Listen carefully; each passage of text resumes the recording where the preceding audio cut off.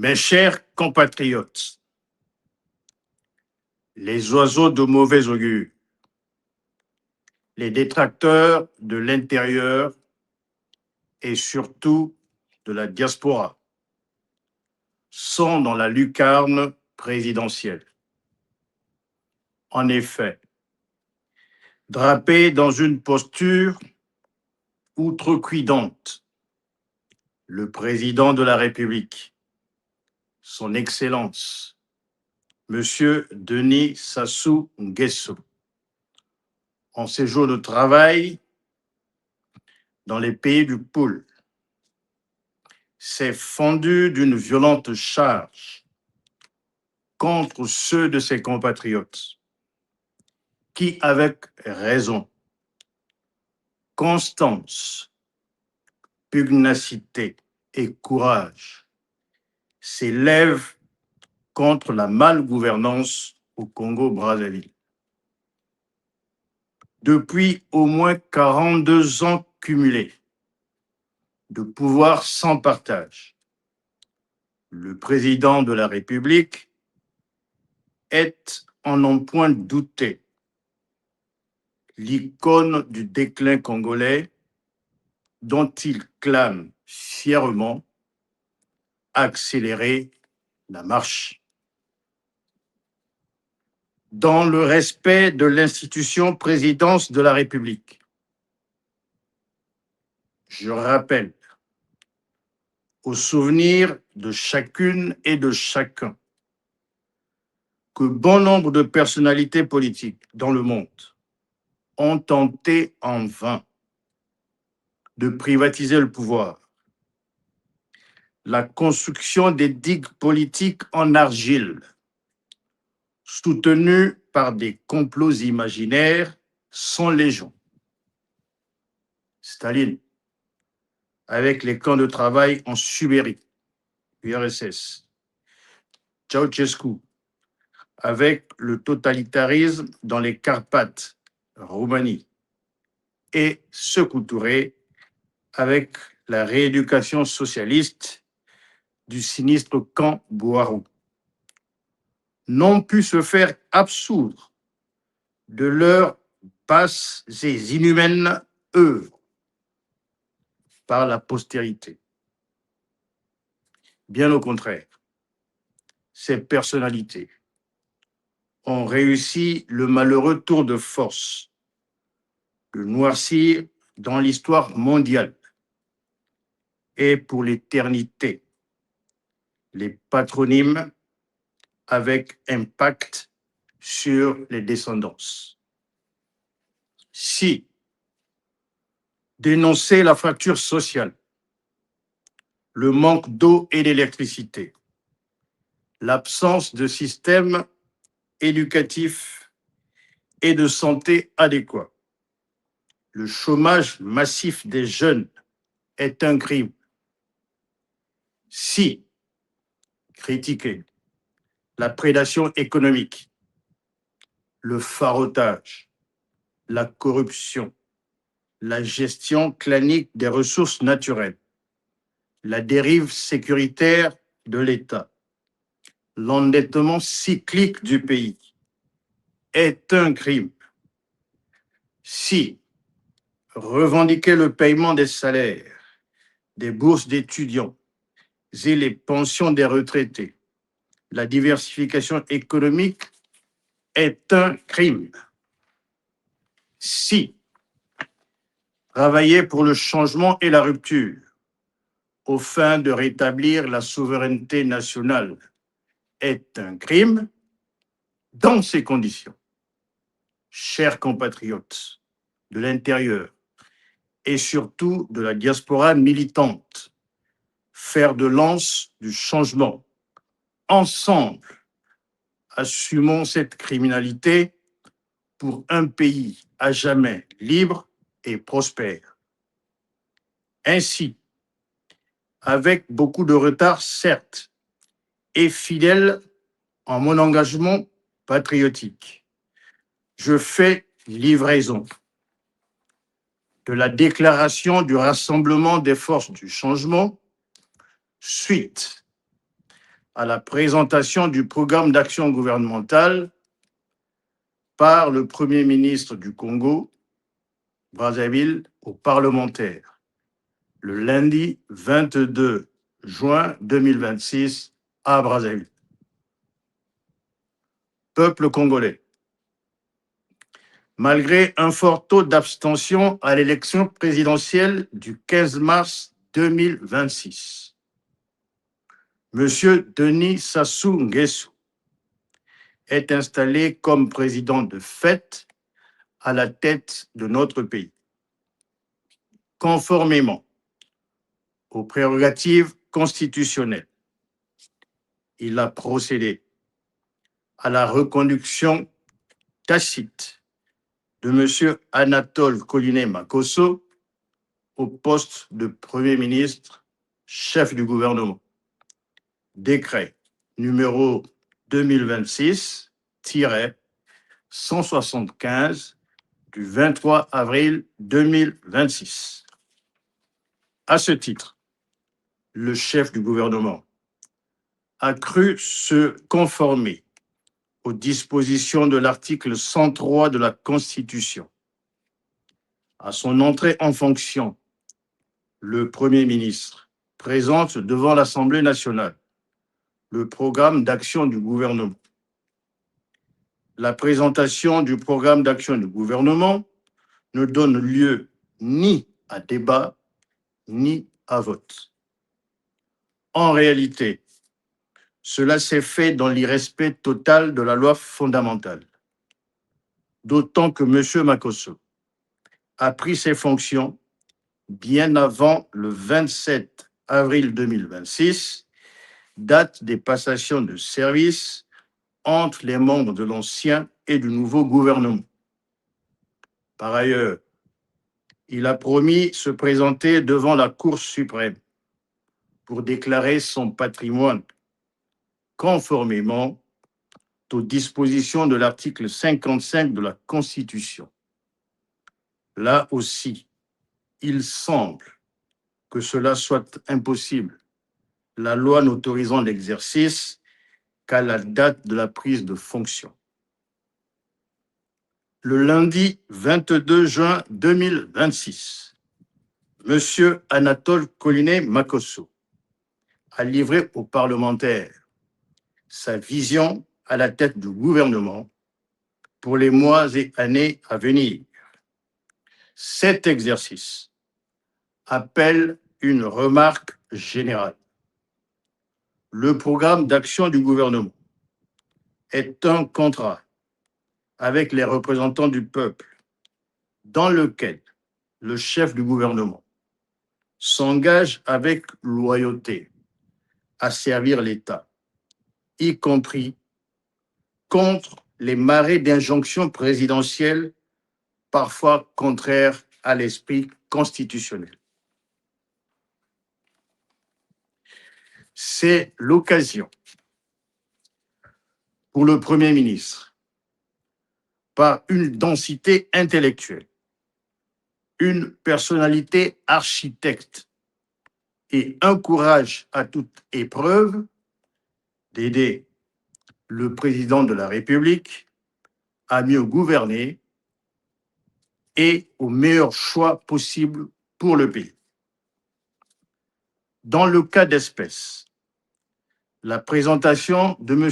Makosso pêche par un manque de cap clair dans la programmation, la hiérarchisation, l'exécution et le financement des missions dévolues au programme. En clair, pour la mandature 2026-2031, font défaut les moyens et les outils de redevabilité permettant au pays d'évaluer les échecs et les succès. À l'entame de sa présentation, faisant fi de la fracture sociale entre la classe dirigeante et le peuple, il s'est inspiré de La Fontaine en récitant devant la représentation nationale. La fable revisitée du corbeau et le renard pour s'approprier des prébendes suspendues au bon vouloir de son président. Volontairement, M. Makosso s'est placé dans une posture de choix défavorable pour un chef de gouvernement, celui de servir l'intérêt général ou de préserver les prébendes du patriarche président. Son choix est sans ambiguïté ni équivoque. Il clame tout haut qu'il assume son bonheur dans la soumission. C'est tout simplement de la servitude volontaire. En dépit de sa volonté, il peine à justifier les 12 batailles de la mandature 2021-2026, puis à exposer les promesses des 10 missions du présent exercice gouvernemental. En vérité, le peuple congolais n'a besoin ni de 12 batailles, ni de 10 missions. Les Congolaises et Congolais ont pour unique bataille la survie et pour seule mission le changement. Après 45 ans de prédation, de brutalité et d'un pouvoir sans partage, l'État néo-patrimonial congolais a mangé son pain blanc. Il n'a plus rien à proposer au pays. Les ministres oisifs, les slogans creux et de vaines promesses n'impressionnent plus, ne mobilisent plus. Désormais, ils ne sont plus que répulsifs pour un peuple séquestré contre sa volonté dans une prison à ciel ouvert qu'est devenu le Congo. Les chantiers sont nombreux, mais laissés à l'abandon par manque d'hommes d'État, c'est-à-dire ceux qui travaillent contre vents et marées à la construction du bonheur des générations présentes et futures.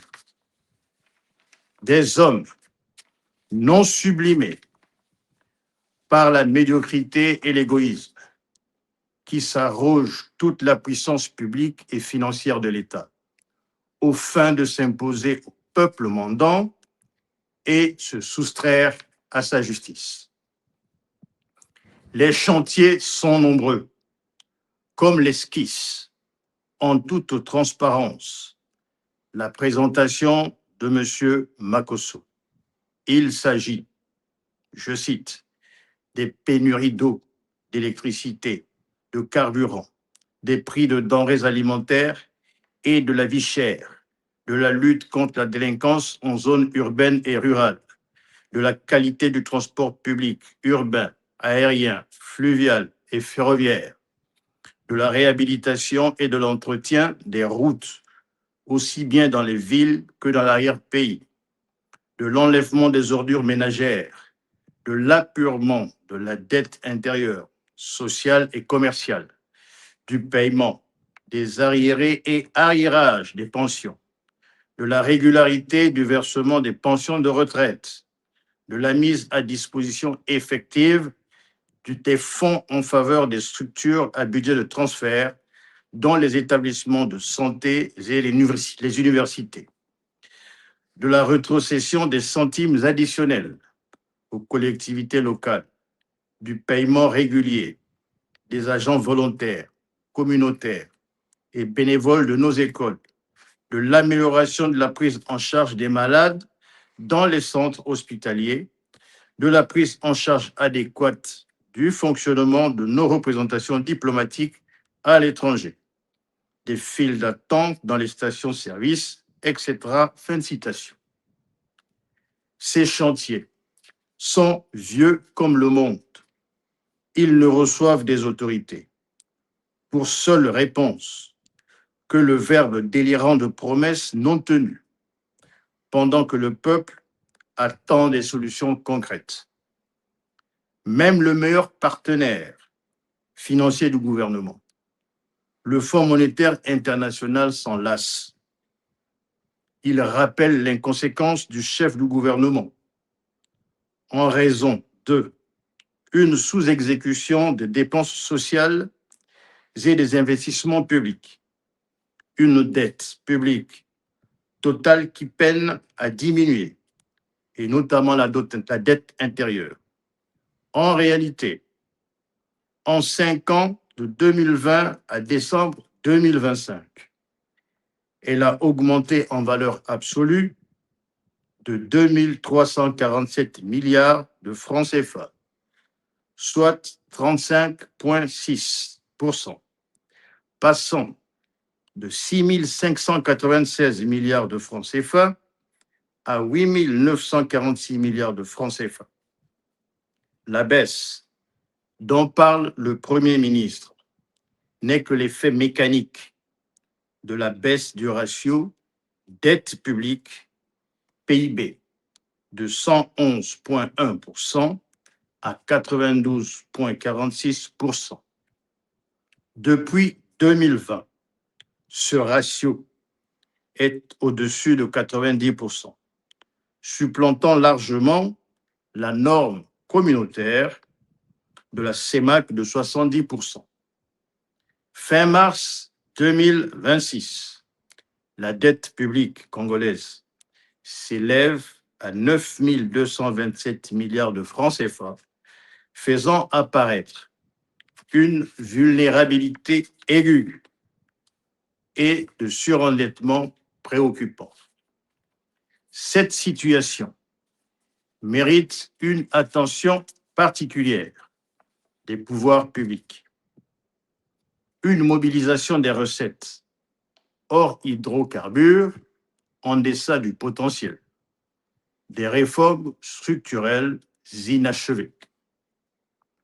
Le système fiscal reste complexe, poreux et inéquitable.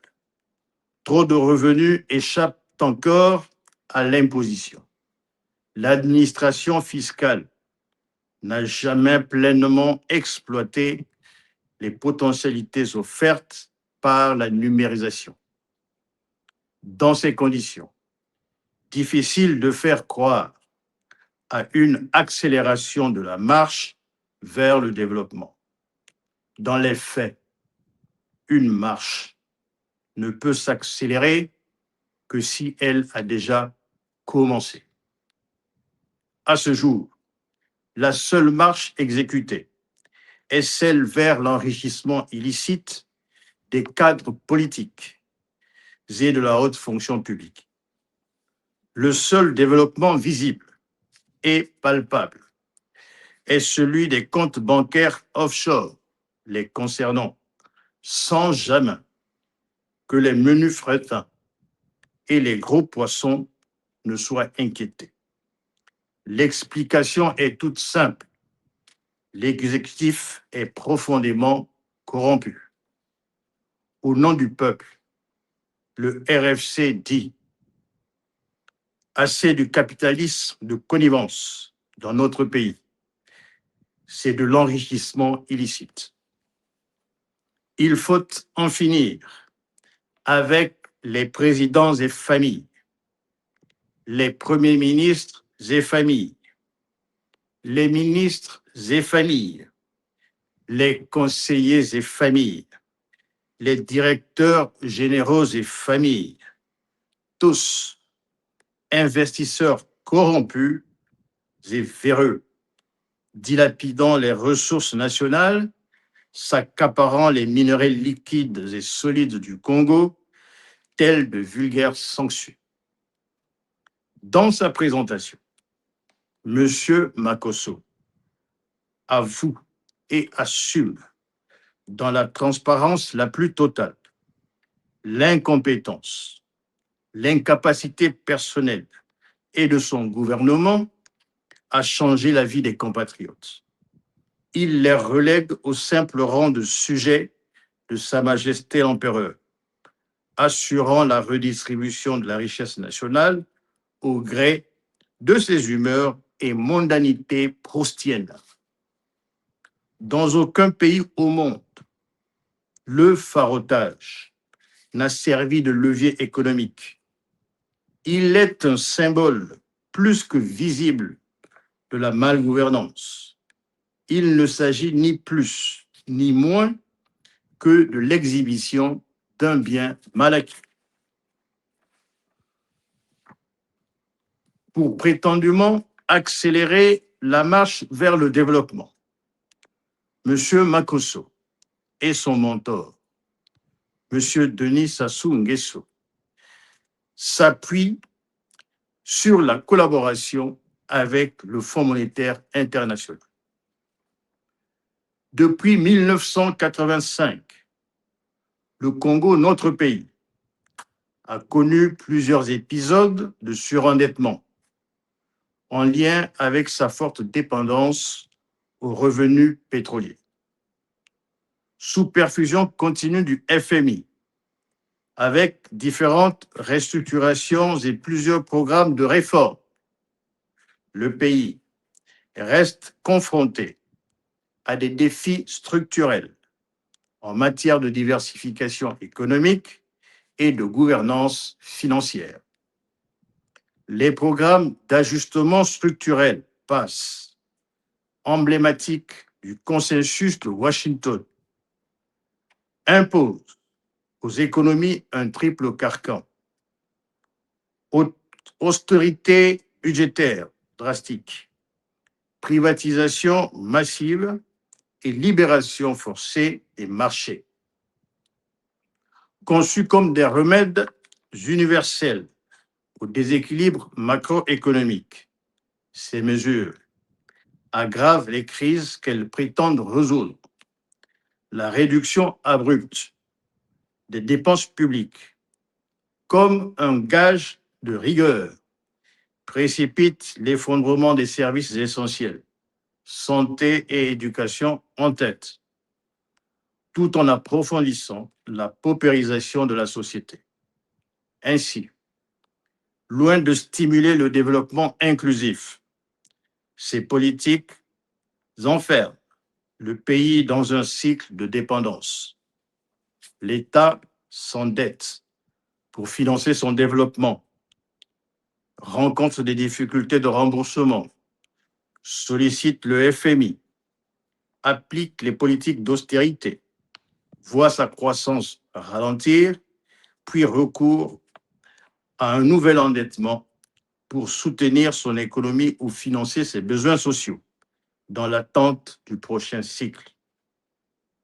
Cette dynamique crée le piège de la dette et de la dépendance au programme d'ajustement. Le Fonds monétaire international incite les pays sous sa coupe réglée de croître la pression fiscale pour mobiliser les ressources permettant de satisfaire les bailleurs de fonds au détriment de l'économie nationale. A contrario, pour bâtir le changement, le peuple mise sur sa souveraineté politique et économique. Dans le monde, des exemples de pays qui ont réussi sans le FMI sont légion. C'est le cas de la Malaisie en 1997, de l'Irlande en 2008 pendant la crise des subprimes et de l'Argentine au lendemain de la crise du pesos en 2001. Ils ont retroussé les manches et recherché des solutions autochtones. Le gouvernement évoque l'équité fiscale, c'est-à-dire l'égalité des contribuables devant l'impôt. Elle suppose que les plus hauts revenus, que sont les ministres, les sénateurs, les députés, les hauts fonctionnaires et les grandes fortunes, doivent apporter plus à la collectivité en honorant le paiement des prix, taxes et tarifs publics, ce qui n'est pas le cas aujourd'hui. Exemptés des impôts et taxes, ils sont à la charge de l'État. Les rapaces de la haute société politique congolaise et familles ne vivent que de gratuité, tous azimuts. Ce sont des robins de bois s'engraissant au détriment des plus démunis. Monsieur Makosso se croit de convaincre les Congolais du succès de sa collaboration avec le FMI en épiloguant sur le reprofilage, le réaménagement, la restructuration de la dette et le rebond. Le reprofilage de la dette consiste à modifier le calendrier global des remboursements futurs du pays par le biais du refinancement, d'une substitution de dette ou de renégociation. Bien souvent, le reprofilage sacrifie les populations sur l'autel des créanciers. Le réaménagement de la dette est le regroupement de plusieurs crédits en un seul financement, remboursé avec une tranche unique. La restructuration de la dette est la réorganisation de ses obligations financières afin de mieux supporter le poids des échéanciers, rallongement des délais de remboursement, réduction des taux d'intérêt et parfois annulation partielle de la dette. L'eurobond est un emprunt émis en commun par les pays de la zone euro sur les marchés. Un emprunt doit être remboursé à échéance. L'inconvénient de l'eurobond est d'augmenter les taux d'intérêt pour les pays qui n'inspirent plus confiance aux investisseurs. En somme, les solutions privilégiées par le gouvernement ne brisent pas le cycle de l'endettement. Elles ne font que transférer la dette d'aujourd'hui à demain. Un héritage difficile, tant l'avenir est déjà hypothéqué avec le détournement éhonté par une élite gouvernementale corrompue des 14 000 milliards du Fonds des générations futures. La puissance publique entend élargir l'objet, l'assiette et la base de la fiscalité pour accroître les recettes publiques, sans se préoccuper de l'érosion du pouvoir d'achat des populations, c'est-à-dire la quantité de monnaie permettant l'acquisition en volume des biens et services. Elle ferait déjà bien mieux d'améliorer la collecte et la gestion actuelle des taxes directes et indirectes qui échouent dans les comptes offshore des gouvernants et affiliés. On n'améliore pas le quotidien des populations par la pression fiscale, mais plutôt par l'augmentation du pouvoir d'achat. Faut-il rappeler à M. Makosso les objectifs d'une politique économique que sont la croissance, la stabilité des prix, le plein emploi, l'équilibre des échanges extérieurs et des finances publiques. Ils poursuivent également l'amélioration du bien-être collectif à travers la lutte contre les inégalités, pour l'augmentation du niveau et de qualité de vie, la justice sociale et fiscale, la qualité du système de santé et la préservation de l'environnement. Malheureusement, Saint Thomas, le peuple congolais, ne voit ni ne touche les bienfaits présumés des 45 ans assumés de pouvoir de M. Denis Sassou Nguesso, dont ce Premier ministre est désormais autant comptable que le président. C'est la logique de recette. La reprise en main maîtrisée de la politique économique nationale ne peut résolument faire l'économie d'une grande conférence économique du Congo sur la question de la dette, la priorité des investissements et les mesures de redevabilité, permettant l'évaluation des choix gouvernementaux. Elle regrouperait au chevet de notre économie toutes les éminences grises de la discipline et tous les acteurs des secteurs de l'économie, tant structurés qu'informels, à la recherche des solutions de rupture avec le cycle infernal et sans issue de l'endettement chronique. L'enjeu n'est pas seulement de réduire le poids de la dette, mais surtout de sortir durablement notre économie de la dépendance à l'endettement extérieur, devenu un cercle vicieux. Au regard de ce qui précède, il paraît légitime de souligner que le Congo, la restructuration de la dette n'est pas la panacée lorsqu'elle s'accompagne de programmes d'ajustement susceptibles de freiner la croissance et d'imposer de nouvelles contraintes budgétaires. Elle alimente le cycle récurrent de l'endettement et de la dépendance.